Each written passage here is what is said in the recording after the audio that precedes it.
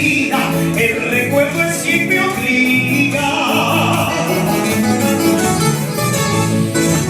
Y la distancia y el tiempo eterno jamás harán que te olvide.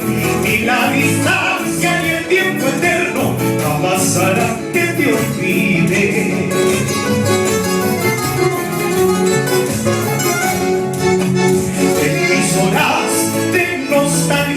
Pronuncio tu hermoso nombre.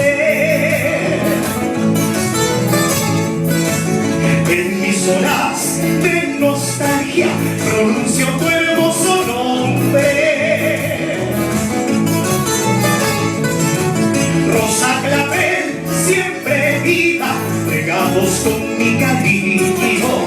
Rosa clavel siempre viva, regados con mi cariño.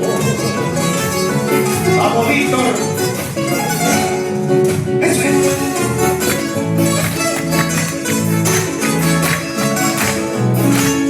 Como aquellas épocas, Víctor.